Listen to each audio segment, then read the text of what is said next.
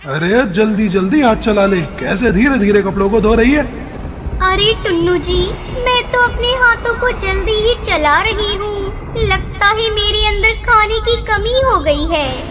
दोनों पति पत्नी धोबी घाट पर ढेर सारे कपड़े धो रही होते हैं। देखते ही देखते वो दोनों कई सारे कपड़े धोकर सुखा देते हैं और उनके सूखने के बाद उनके ऊपर अच्छे से इस्त्री करके उन्हें रख देते हैं। शाम होते होते उनके कस्टमर उनके पास आते हैं और कपड़े लेकर जाने लगते हैं।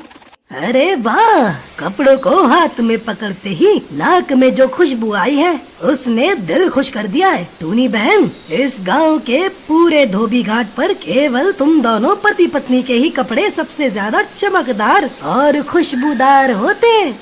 अरे होंगे क्यों नहीं, आखिर हम इस्तेमाल भी तो। तू चुप कर पगली, अब क्या हमारे धोबी घाट का राज सबके सामने खोल देगी। हरिया अपने कपड़े चुपचाप लेकर वहाँ से चला जाता है। उसके जाने के बाद टुन्नू अपनी पत्नी टूनी से अपने धोबी घाट का राज छुपाने के लिए कहता है।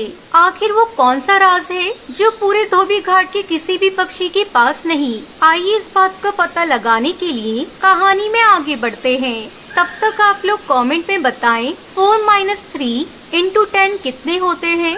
अरे कालू, अब तुझे क्या बताऊं, मैं आज भी उन दोनों पति पत्नी के धोबी घाट पर राज जानने गया था। टूनी बोलने ही वाली थी, इतने में टुन्नू ने उसकी जुबान ही बंद करवा दी। जब से ये दोनों पति पत्नी हमारे धोबी घाट पर आए हैं, तब से ये हमारा धंधा चौपट हो चुका है। ये बोलकर कालू कौवा वहाँ से चला जाता है। फिर रात में सबके सो जाने के बाद वो टूनी चिड़िया के घर जाता है और उसकी खिड़की से देखता है। अरे दादा, कहीं मैं कोई सपना तो नहीं देख रहा, ये सब कैसे हो सकता है। ये कहकर वो वहाँ से 9-2-11 हो जाता है और अगली सुबह अपने दोस्त हरिया तोता को बताता है। अरे क्या बताऊं तुझे हरिया, आखिरकार मुझे उन दोनों के राज के बारे में पता लग ही गया। अरे कल रात को मैं उन दोनों के घर गया था। वो दोनों पति पत्नी बहुत भयानक भूतिया चिड़िया की आत्मा है। जब मैंने खिड़की के अंदर से झांक कर देखा तो वो गांव वालों के कपड़ों को एक बहुत बड़े टब में डाल रहे थे, जिसका पानी बिल्कुल खून की तरह लाल था और उनके पास एक अजीब दिखने वाला फूल भी था। मुझे तो लगता है कि तूने कोई बहुत बुरा सपना देख लिया है।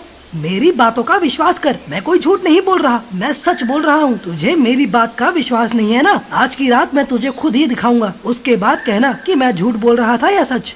ये कहकर वो दोनों रात में फिर से उनके घर जाते हैं और देखते हैं कि भूतिया टूनी चिड़िया की आत्मा और उसका पति पक्षियों के कपड़े खून के टब में धो रहे हैं। ये देखकर वो दोनों हैरान हो जाते हैं, लेकिन तभी भूतिया टूनी चिड़िया की आत्मा उसे देख लेती है।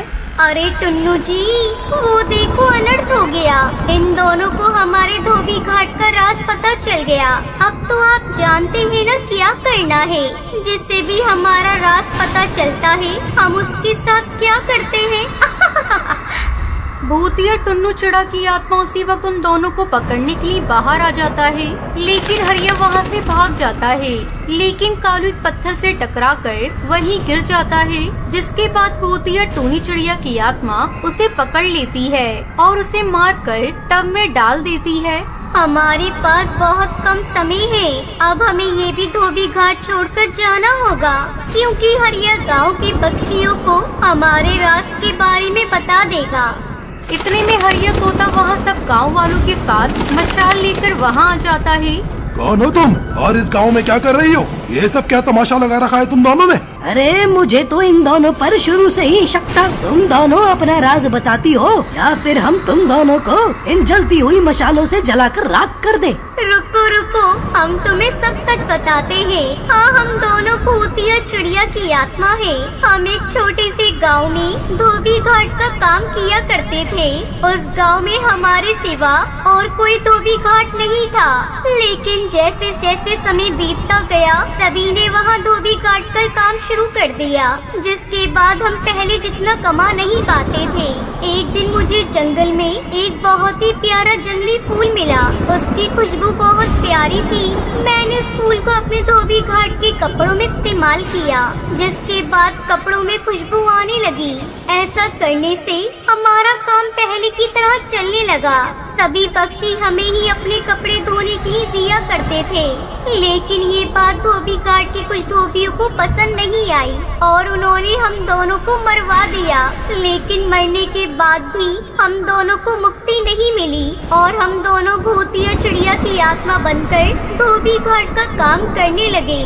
तुम दोनों के साथ जो हुआ वो बहुत बुरा हुआ, लेकिन अब तुम दोनों को यहाँ से मुक्त होना पड़ेगा, नहीं तो तुम पक्षियों को मार दोगी। चलो गाँव वालों, अपनी अपनी मशाल इन दोनों के ऊपर डाल दो। गांव के सभी पक्षी उन दोनों के ऊपर अपनी जलती हुई मशालें डाल देते हैं, जिसके बाद वो तड़पते हुए वहीं जलकर मुक्त हो जाते हैं।